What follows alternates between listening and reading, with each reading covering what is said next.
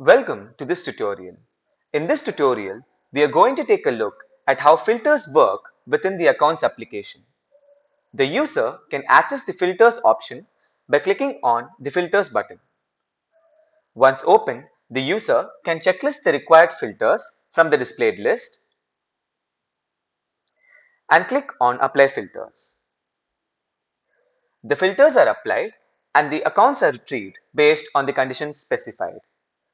The filters can be cleared by either clicking on the Clear Config button present here or the Clear Filters button present inside the Filters option. The user can also select various types of filters and save them as a configuration by clicking on the Create My Filter button. The user can add their own name and a description to their filter and click Save. The user can access the created filter through the My Filters tab. The user created filters can then be shared to other employees by clicking on the Share button present here and mentioning the name of the employee to whom the configuration needs to be migrated.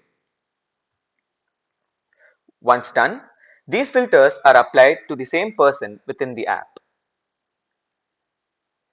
The filters can also be edited and deleted as well. The filters order, which is present here, can be sorted by using the Customize Filters button. By dragging and dropping and rearranging these columns here and clicking Submit, the filtering order present here can be modified. The Reset Filters option can be used to remove all the changes and all the filters which are being created by the user. That is how filters work within the Accounts application. Thank you for watching.